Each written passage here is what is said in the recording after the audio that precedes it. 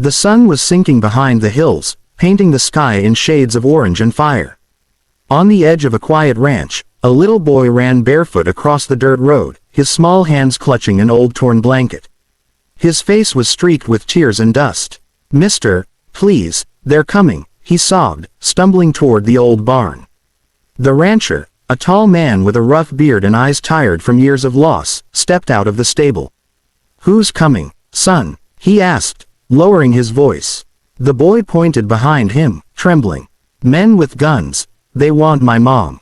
The rancher's hand froze. He'd seen that kind of fear before, years ago, during a war that took everything from him. "Where's your mom now?" he asked. The boy gasped for air. "She's hiding, in the woods." His voice cracked, his small chest rising fast. "She told me to run." The rancher knelt, resting a calloused hand on the boy's shoulder.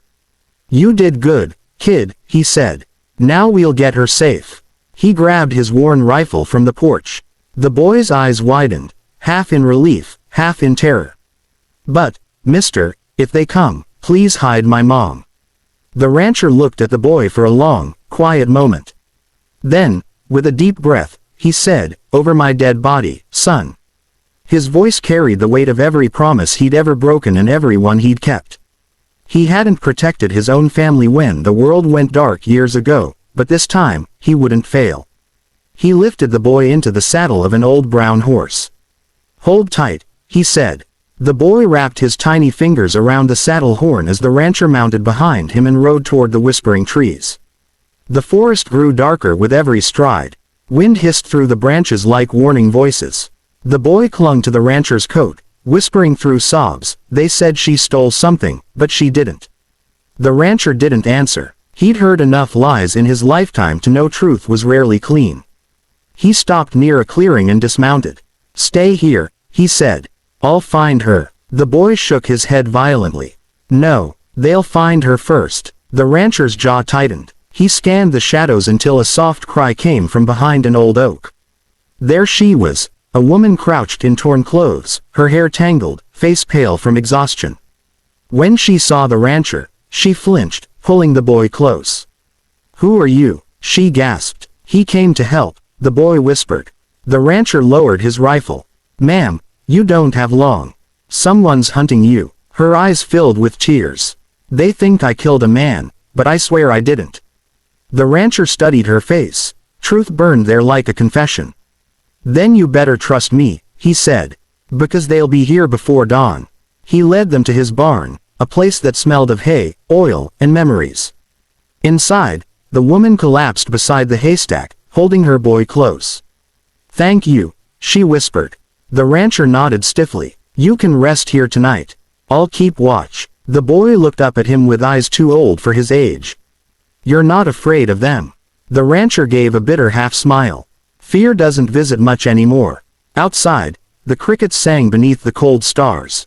Inside, three souls shared a silence heavy with secrets. Hours passed. The rancher sat by the door, rifle across his lap, listening to every sound, the crack of twigs, the whisper of wind. He thought about his wife, gone 5 years now, and the daughter he never saved. "Maybe this is my second chance," he muttered. Suddenly, a sound, a truck engine in the distance. He rose. The woman stirred. "They've found us," she whispered, trembling.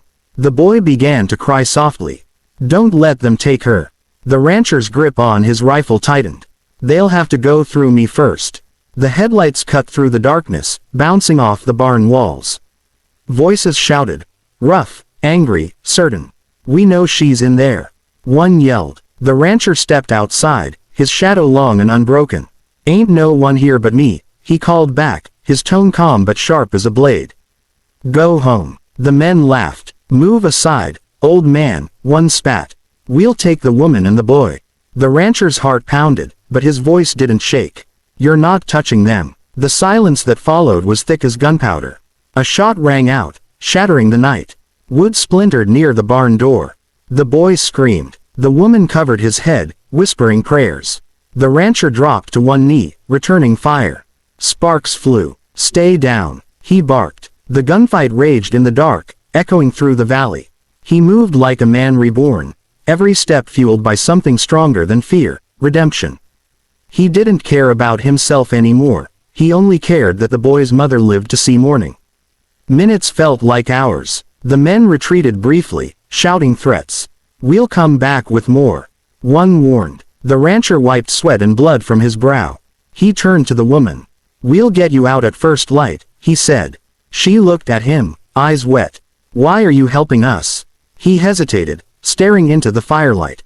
"Because once, someone asked me to protect them, and I didn't."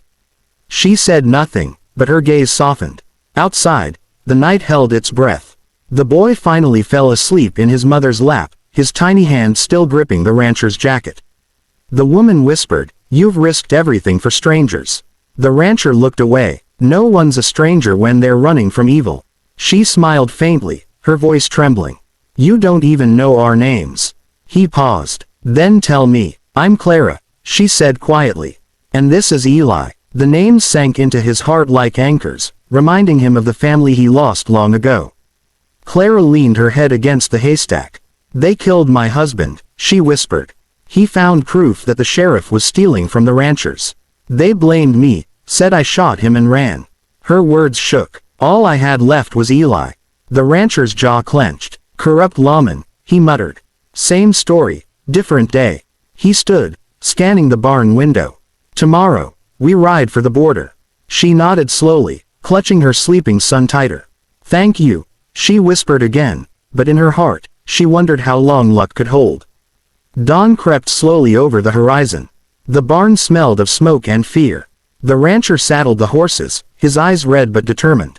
"We'll ride west through the canyon," he said. "They won't expect that route." Clara touched his arm gently. "Why are you doing this for us?" He didn't answer right away. Then softly, he said, "Because once I lost everything that mattered. Maybe saving you'll make that right." Her eyes filled with tears, but before she could speak, a voice echoed from outside. "Don't move, you're surrounded." Clara froze. The rancher's blood ran cold.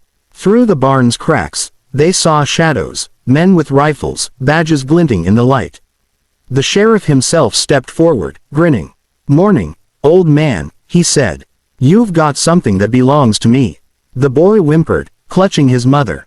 The rancher raised his rifle. "You'll have to take them over my dead body." The sheriff smirked. "That can be arranged." The sun rose higher, catching the glint of steel, and the war for justice was about to begin. The rancher's breath came slow and steady as the sheriff's men spread out, rifles ready. Dust rose with every step they took. "You don't have to die for them," the sheriff called out. "Hand the woman over and walk away." The rancher's reply was calm but sharp as thunder. "You'll have to kill me first." He took one step forward, eyes blazing with a fire long forgotten. "This land's seen enough cowards." "Not today." The sheriff chuckled coldly, signaling his men. "So be it." The crack of gunfire shattered the morning silence. Bullets tore through the barn walls. The rancher dove behind a wagon, returning fire with deadly precision. Clara covered Eli, whispering prayers through tears. Smoke filled the air. The sheriff barked orders, but his men hesitated. Some had worked these lands before, some even knew the rancher's name. "You're fighting the wrong man," he shouted, his voice raw. "She's innocent. You all know it." A pause rippled through the chaos. For the first time, doubt flickered in their eyes. The sheriff's face twisted with rage. "Shoot him." The sound was deafening. The rancher felt a searing pain across his shoulder but didn't stop. He aimed again, hitting one of the sheriff's tires, sending a burst of flame across the dirt. Horses screamed, men scattered. In that chaos, Clara pulled Eli to his feet.